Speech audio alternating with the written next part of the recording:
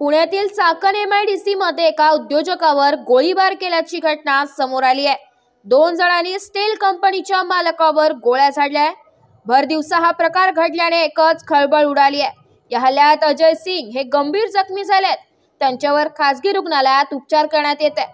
हल्ला केल्यानंतर आरोपींनी घटनास्थळावरून पळ काढलाय। या प्रकरणी पोलिसात गुन्हा दाखल करण्यात आलाय। दरम्यान हा हल्ला खंडणीच्या उद्देशाने करण्यात आल्याची चर्चा सुरू आहे। अजय सिंग यांची पुण्यातील चाकण MIDC मध्ये कंपनी आहे। स्मॉल स्केल इंडस्ट्रीज मधील कैलास स्टीलचे ते मालक आहे। अजय सिंग हे आज सकाळी 11 वाजण्याच्या सुमारास कंपनीत आले होते। कंपनी बाहेर थांबले असता दुचाकीवरून आलेल्या अज्ञात दोघांनी त्यांच्यावर गोळ्या झाडल्या। या हल्ल्यात अजय सिंग हे जखमी झाले असून त्यांना 2 गोळ्या लागल्या। त्यांच्या पोटात एक गोळी तर दुसरी गोळी पाठीत लागलेली आहे। या घटनेनंतर कंपनी मालक अजय सिंग यांना तातडीने खासगी रुग्णालयात दाखल करण्यात आले। त्यांची प्रकृती स्थिर असल्याची माहिती आहे।